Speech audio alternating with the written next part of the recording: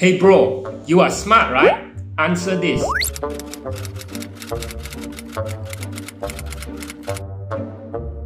Oh man, that's a tough one. Let that question sink in. A few moments later.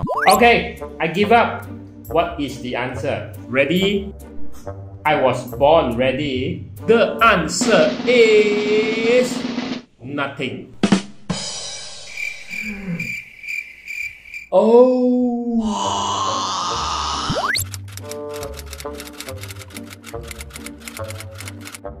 Here is another truth. Nothing passes through the great wall of death. Everyone, billionaire or not, the only thing you may be able to preserve is a legacy. But that legacy is subjective because it is up for others to perceive it, which is no longer you can control upon crossing that wall. So the great irony is, money is a required pursuit for life, but a pointless pursuit upon death. For the typical person, this appears as such.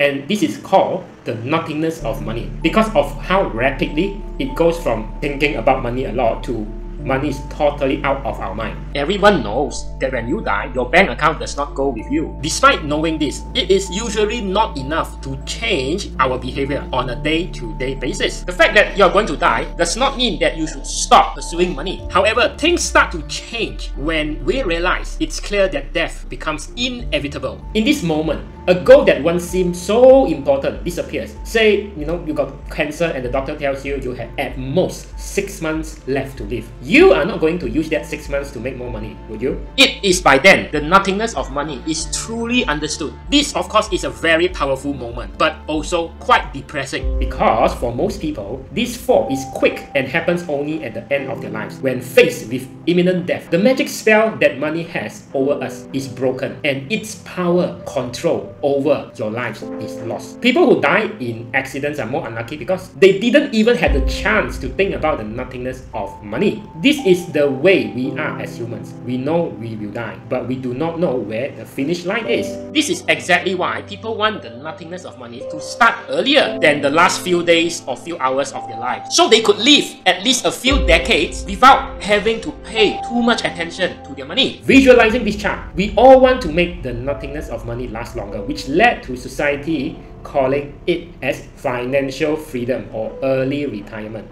The main idea of retirement is that you spend a lot of time and energy on acquiring money in the beginning to build up your wealth, and then later to spend your time on things like leisure, purpose, or love, and then maybe you give away your wealth at the end. During retirement timeline from 60 to 80, we do whatever it takes to keep the nothingness of money going, while we still have the time and the energy and the health to enjoy it. A lot of people are like this, but today it is no longer enough. Many people think that the nothingness of money timeline should be even further pushed back. Some movements like FIRE, Financial Independence Retire Early, we try to start the descent much earlier, which causes the curve shown in the graph to look like this. Make a lot of money, do the right things early, and when you do not have to think about how much money you have, you naturally have more time to think about what is the pleasurable or leisure thing to do, and maybe how young you feel as well. But, and this is a big but, the thing about Financial Independence Retire Early is that it requires a lot of attention to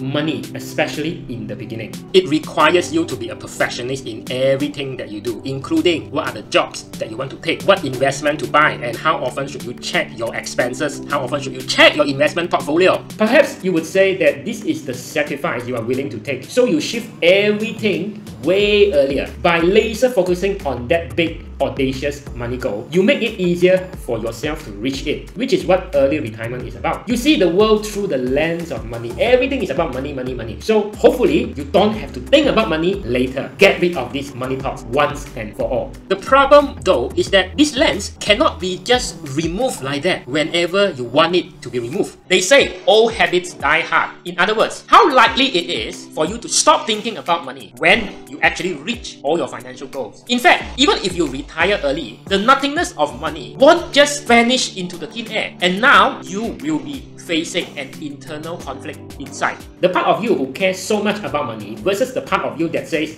let it go, let it go. What you ideally want is a gradual descent like this. The less dramatic or abrupt the descent is, the less regrets you may have about the way you spend the rest of your life, and the more peace you would have within yourself. It takes a very high level of wisdom to balance two different things that are true at the same time. Money is the most obvious example. We need to accept that it is important, but also know it doesn't really make any sense to make it the center of our lives up to the very end. This is a message I just want more people to hear. If there's someone in your life that needs to hear this message, I would love if you share this video with them. Also, I would love if you help me out by tapping on the like button so it can spread to more people. And if there is one video that I could recommend you to watch from this channel, it would be this one.